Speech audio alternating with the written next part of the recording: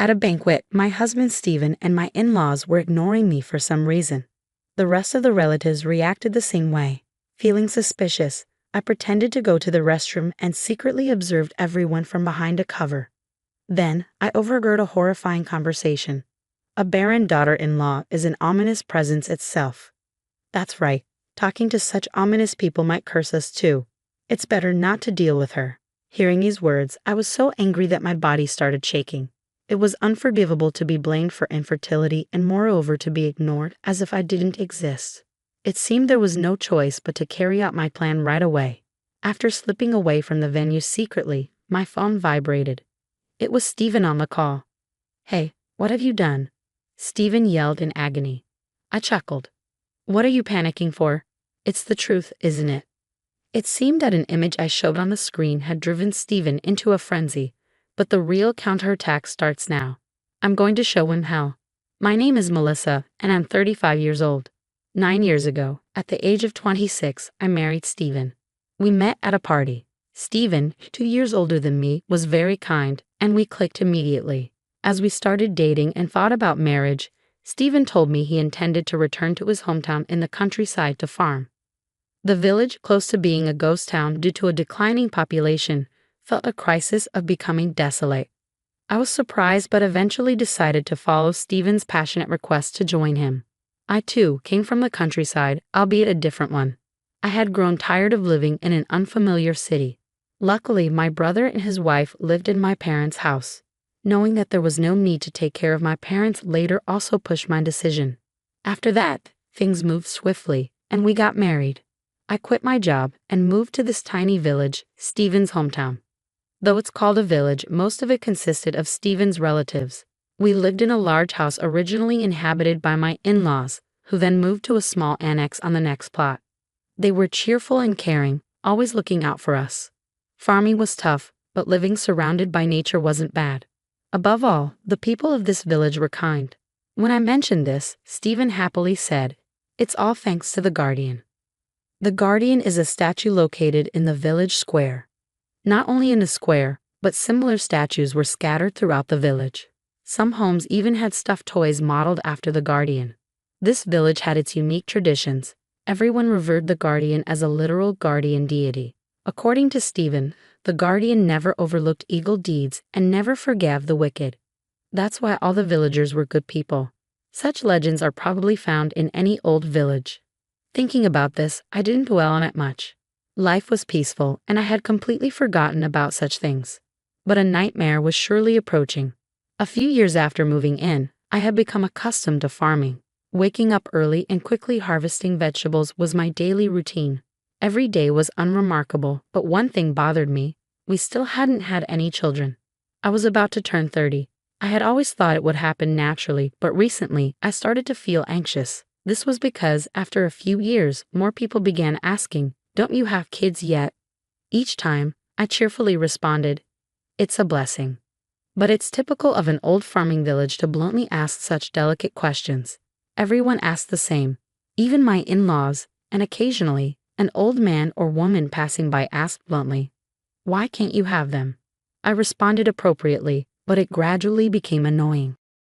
One day, after a break in harvesting, I was called by my mother-in-law while drinking water. "Hey Melissa, how are you managing your marital relations?" Caught off guard by such an absurd question, I nearly spit out my water. "It's strange that you haven't had children for so many years. Aren't you satisfying, Stephen?" An unimaginable statement came from my mother-in-law, and I was dumbfounded. In a panic, I said, "What are you talking about? Please stop. That's not something people normally discuss," and abruptly ended the conversation. Yet, my mother-in-law continued, "It's important, you know." But I ignored her and stormed out of the room. I thought this village had old-fashioned values, but this is just ridiculous. It's creepy that they boldly ask about marital life. Having left the house, I decided to kill some time by walking to the square. Then, I saw someone. Could it be a neighbor? I tensed up for a moment. I was worried they might start talking about children again. But when I saw her face, I was relieved. It was Emily, a woman who lives nearby. Emily smiled shyly. I smiled back. Emily is the only person in the village who doesn't make rude remarks to me. She's about 10 years younger than me, so she must be around 20 now. Emily isn't originally from this village. After her parents died in an accident, she was taken in by her distant relative, an old lady in this village. This happened just before I came to the village. After graduating from a high school nearby, she now helps out with her grandmother's orchard. We occasionally pass each other on the street, but she's quiet and not very talkative, so we don't really converse much. She doesn't hang out with anyone, so the villagers call her an oddball. I used to think Emily was a bit dull because she didn't interact much, but now I appreciate that she doesn't ask intrusive questions. I felt a bit cleansed thanks to Emily after the unpleasant experience with my mother-in-law. However, that didn't solve the problem. My mother-in-law, father-in-law, and other distant relatives in the neighborhood kept saying similar things. You need to be more assertive with your husband. You need to take the lead. They would say anything they wanted. My mother-in-law then said something that gave me chills. Last night's dinner was all vegetables. You should add more meat. Maybe adding garlic would boost Steven's vitality. Why does she even know what we had for dinner last night? It's too nosy. Fed up, I decided to talk to Steven about everything. I can't take it anymore.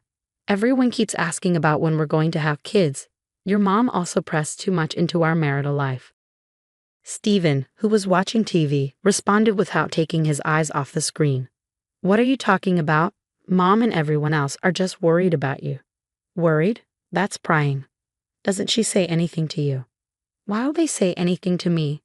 Infertility is a woman's responsibility, isn't it? Steven casually said something unbelievable, and I was shocked that he had such outdated knowledge. I was appalled. It's not always the woman's fault. Sometimes it's a compatibility issue, or it could even be the man's fault. Me? No way. Steven looked genuinely puzzled. I understood the elderly in the village having old values, but I was surprised that even Steven, who was relatively young, thought this way. Anyway, I want a child too. I'm thinking about getting fertility treatment. We need to find the cause before we can address it. I suggested to Steven that we go to a doctor together. But as expected, Steven was reluctant and made excuses. Why should a man go to such a place? He complained. But I managed to persuade him to agree on the condition that we go to a hospital a bit far from the village. Later, we went to a hospital in another city and both got tested. A few weeks later, when we returned to the hospital, the doctor told us a fact. There's no issue with you, Melissa. The problem is with your husband. He does not produce sperm. He has azoospermia. The moment Steven heard this, he exploded. What? It can't be my fault. Are you kidding me? Steven suddenly stood up and started yelling. I had never seen Steven like this before. The doctor, with a troubled look, showed us the test results on paper. Staring at the paper, Steven fell silent with a terrible expression. He must have been shocked. I felt sorry for him and couldn't say anything. That night, I spoke to Steven kindly. The doctor said if we do more detailed tests, we might find the cause and get treatment. It's a bit far, but I'll help. But Steven just looked down and didn't reply. He probably never imagined that he could be the cause. Feeling sorry for him, I couldn't say anything more and silently left the room. But soon, I realized that feeling sympathy was a mistake. Steven's attitude began to worsen. The cruel truth of his azoospermia seemed to have shredded his pride as a man. Perhaps in an effort to regain his shattered self-esteem, he became unusually aggressive. I was the main target of his frustrations. He criticized me for being slow at farm work, for the food not being tasty enough, and he started picking fights over trivial things, growing angrier more frequently. Initially, I remained silent, thinking he just couldn't accept the test results, feeling sorry for him. But as it continued, I too began to lose my patience. Our arguments increased, turning our home into a constant battleground. Naturally, there was no intimacy, so having children was out of the question. Going to the hospital for treatment was absolutely out of the question. Moreover, the villagers still believed my infertility was to blame. The situation where I was the only one criticized remained unchanged. I wanted to tell Steven's parents the truth, but Steven glared at me with icy eyes, warning, "Don't tell anyone." The thought of what might happen if I spoke up was frightening, and I didn't have the courage to do it. Besides, I wasn't even sure if they would believe me. After all, everyone's thinking was outdated. The conventional belief that infertility is a woman's fault prevailed. That's probably why Steven had reacted so violently when he was pointed out as the cause. As this life continued, I started to feel I couldn't bear it anymore. I understood he was shocked, but this was outright displacement of blame, and I felt like a punching bag. Maybe it would be better to separate. I was beginning to think that way. Half a year passed, and Stephen's snide remarks continued. By then, I had reached my limit. I had firmly decided to get a divorce. However, the problem was the old-fashioned mindset of the village. Divorce was seen as disgraceful. I had heard rumors of a woman who suggested divorce being verbally abused by her husband. Considering this, it was unlikely I would get easy consent. So I thought about leaving the signed divorce papers and fleeing the village. It was a drastic measure, but I was driven to it. I began to prepare secretly so that Stephen wouldn't notice. Then, the next month, Stephen was supposed to be out of the village for the day delivering crops. It was the perfect opportunity. But while I was packing my bags, the front door opened. There stood Stephen, who was supposed to be out. His eyes were furious as he shouted, "Where are you going?" When I remained silent, Stephen glanced at the divorce papers on the desk. "You were going to divorce me. Are you kidding me? If people find out my wife ran away, it would be a disgrace. Don't you dare embarrass me." It was the reaction I had expected. After a tirade of abuse, he threatened, "If you ever think about running away again, you know what will happen," and glared at me sharply. My plan had failed. I was desperate. Yet how had he found out? I had been careful to act discreetly. From then on, Stephen's treatment of me worsened. He complained that the cleaning wasn't thorough, that just seeing my face irritated him. Any backtalk from me would lead to serious trouble. "You are the worst kind of woman, running away from her husband. The guardian sees everything. Your misdeeds will be exposed." That became Stephen's mantra. Lately, even the mention of the guardian by the villagers started to disgust me. I had thought it was just superstition. But could that statue really be watching me? It's hard to believe that those trying to escape the village receive punishment, but the fact that my whereabouts and actions were precisely guessed was indeed true. I had become utterly frightened. Gradually, a sense of resignation began to grow within me. As time passed, I was about to turn 35. One day, Emily, who lives nearby, came to visit. "It's rare to see you. What's up?" Over time, Emily and I had started to talk a bit whenever we met. Unlike the other villagers who thrived on rumors and judged harshly, Emily never pried into my life and always treated me with unchanged kindness, the only woman who did so. "Melissa, there's something I really need to say." I was taken aback by the seriousness on Emily's face. I invited her inside and made some coffee. Then Emily looked around nervously and gestured for me to come closer without saying a word. We entered a room that was now used as a storage room and seldom entered. What's going on?" As I followed her in, confused, I asked her this question, and she murmured as if relieved, "We should be safe here." Then she began to pour out her words as if a dam had burst. "I can't take it anymore. This village actually..." That's when she told me a shocking fact. It was about the true nature of this terrifying village. Months later, Emily and I had met secretly several times. After learning the truth about the village, we had been trying to figure out a way to escape.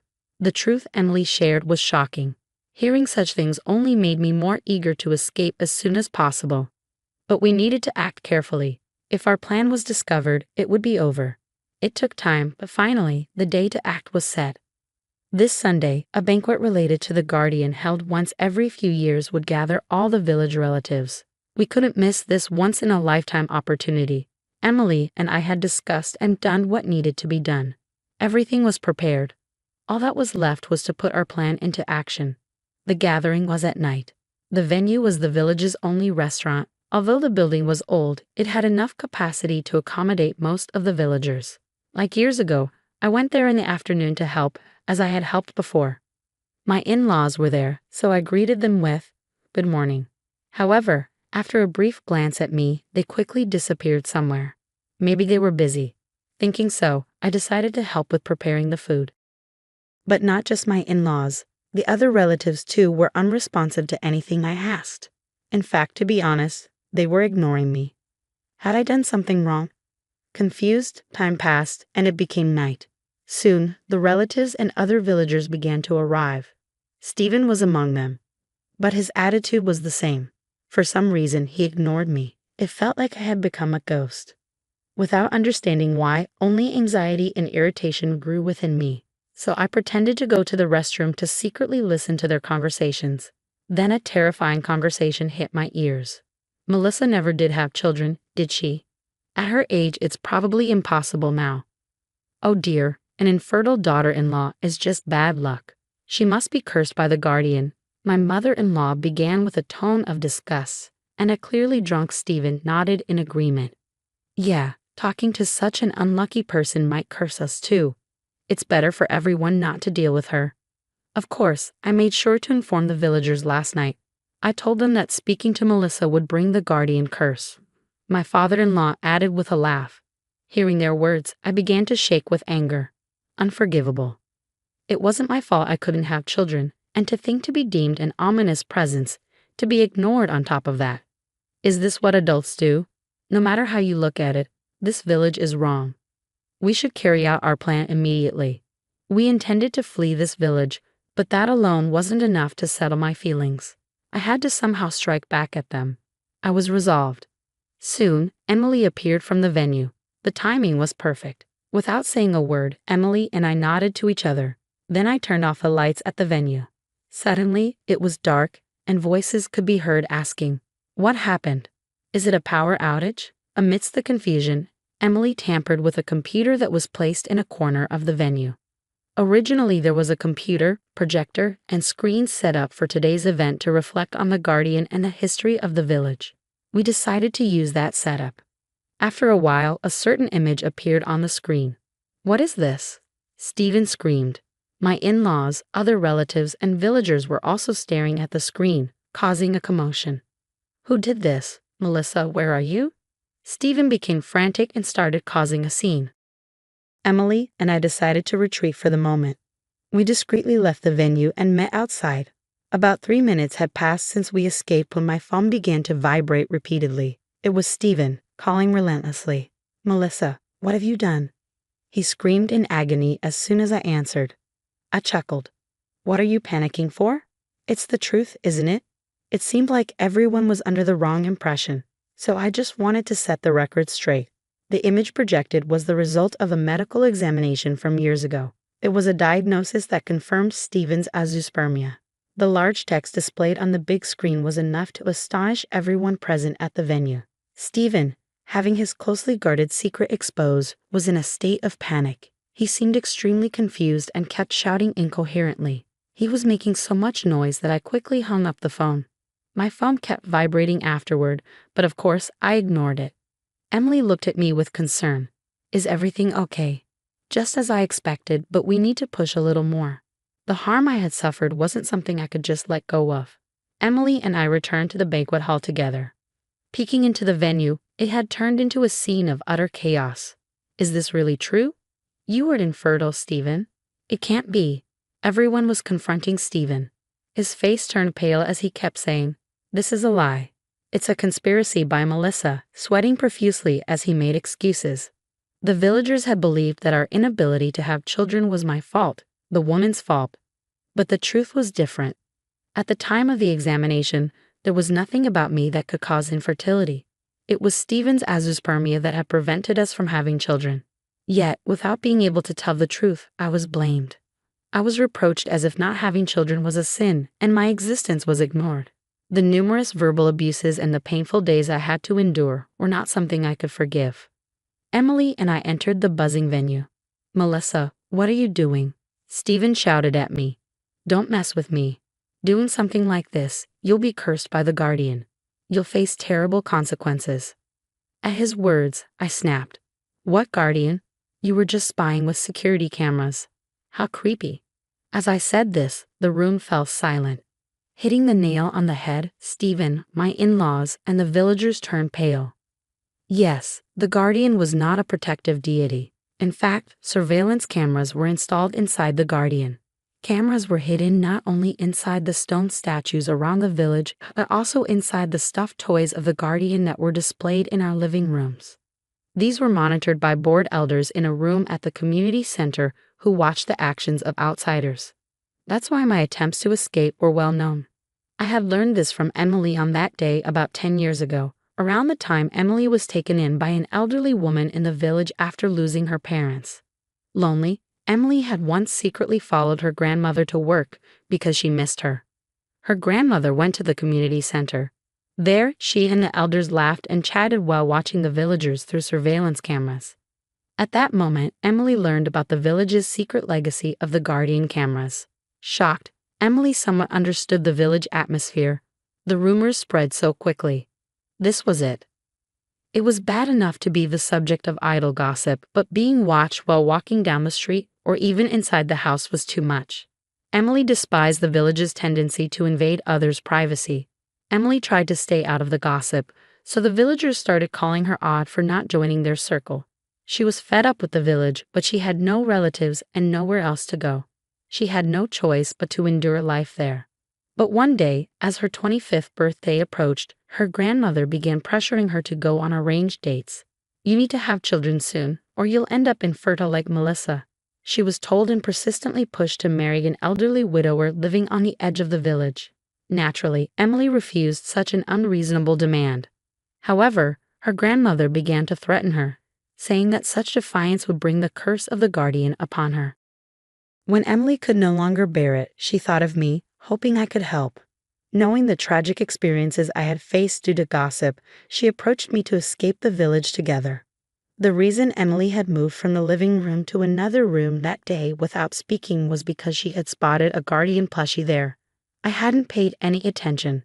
I thought it was just another plushie common around the village, but there was a camera hidden inside it. It was likely installed by Steven to monitor my activities.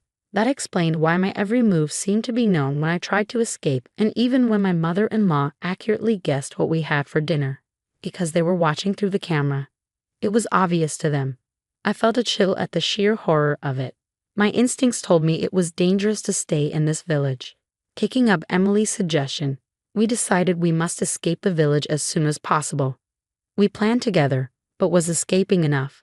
I felt I couldn't rest without avenging the years of mistreatment. I thought about it.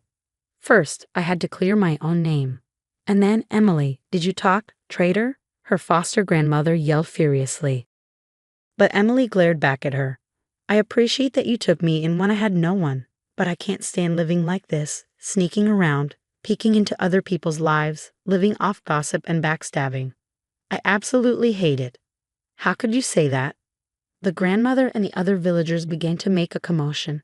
To silence them, I decided to deliver the final blow. I manipulated the computer and displayed new images on the screen. The images that appeared one after another shocked everyone. Stephen was flirting with a young woman in the village. My mother-in-law secretly added the juice of a dirty rat to the coffee she served at village meetings. My father-in-law put his hands around the shoulders and waist of a married woman. Emily's grandmother was stealing vegetables from someone's garden. Almost all the villagers were caught in embarrassing acts they wouldn't want to be known. Everyone at the venue was speechless. Stephen exclaimed, "When did you take these pictures? How is it possible to capture such compromising photos of everyone?" Emily explained. It was impossible that all the villagers were good people. Knowing where the cameras were, they would have acted in the blind spots if they had anything to hide. We focused on the blind spots, places that were out of sight of the guardian statues and plushies, and identified the most convenient spots for misdeeds to occur, where we planted our own small cameras purchased online. Then the village scandals just kept coming out. The villagers were naturally committing minor wrongs in places they thought were not covered by cameras. They had claimed all along that all the villagers were good people. It was truly laughable. We captured crucial moments from the camera footage and saved them, and now we expose those images in broad daylight. An eye for an eye. Since my privacy was violated, I did the same to them. This should teach them how deplorable it is to indulge in spreading rumors about others. The villagers fell silent in shame. "What do you mean all villagers are good people? Just a bunch of scum. You enjoy spying on outsiders and having a laugh. Give me a break. I don't want to stay in this outdated, privacy-less village for one more second." I shouted loudly and thrust the divorce papers in front of Stephen. Caught off guard, Stephen stood frozen, mouth agape. My in-laws and villagers were also stunned. They'd probably never thought I would fight back. Indeed, there was a time when I almost gave up, but now with Emily as my ally, Finding a way out, I could no longer just sit back and take it. I looked down quietly at them, stunned. "Goodbye, pitiful everyone," echoed Emily, her gaze full of contempt for the villagers. We left the banquet hall without looking back. Once outside, we picked up 2 suitcases that we had hidden in the barn. These contained all the essentials we needed for our new lives. The divorce papers were already left at the house, and now with these suitcases, all we had to do was walk out of the village. However, as we were leaving, I suddenly stopped in my tracks. "What's wrong?" Emily asked, puzzled. "I just have to do this," I said, grabbing a hoe that was leaning against a farmhouse. I headed to the square and swung the hoe with all my might. A tremendous noise erupted as the statue of the guardian was spectacularly destroyed. Of course, the surveillance camera inside it shattered into pieces as well. "That was quite spectacular, Melissa. There's no point in leaving that thing intact." That felt refreshing. We laughed together. Then we destroyed every single small guardian statue throughout the village. Naturally, we had already thrown away any related plushies inside the house. It's incredible to think how frightening this setup was. The guardian statues were originally created long ago to scare misbehaving children. "The guardian will scold you if you do something bad" was an effective piece of education back then. But as times changed, this method of teaching young children evolved into a tool for punishing anyone the villagers disliked. It mainly targeted people like me who came from outside the village and those like Emily who did not try to blend in. Initially, it was just a way for people to gather and nitpick on those who did not conform to village norms. It probably started as just a bit of idle gossip to pass the time. However, over time, this gossip evolved into a network of surveillance cameras, ensuring constant monitoring in this closed-off village. The absurd superstition of the guardian became a normalized justification for spying on others. Not only is it problematic to expose people's privacy, but the persistence in outdated thinking is equally troubling. The negative energy filling this warped village eventually seemed to corrode the hearts of its residents more than any curse or retribution. I have come to find human actions far more frightening. I refuse to stay in such a place any longer. We left the backward, rotten village behind without a backward glance. Later, I heard through the grapevine that infighting had begun among the villagers after I exposed their wrongdoings. Following ugly disputes, the villagers split up, and communication completely broke down, impacting even their farming activities. Lack of coordination led to frequent mistakes, and blame shifting began. Naturally, the quality of vegetables deteriorated, and the agricultural cooperative started to complain. The village could no longer sell its produce. As a result, almost everyone fell into poverty. As for Stephen, he managed to get divorced. Worried that he wouldn't file the divorce papers I had left at home, I consulted a lawyer after leaving the village. The lawyer intervened, and it turned out Stephen did fill out and submit the divorce papers. He apparently remarried quickly because he wanted to be with the woman he had an affair with, who lived on the outskirts of the village. But with the village facing a food shortage, Stephen's household was also struggling to make ends meet. The woman he remarried eventually left him. My in-laws were also out of money and spent their days in constant quarrels. No matter how miserable they became, I could not muster any sympathy for them.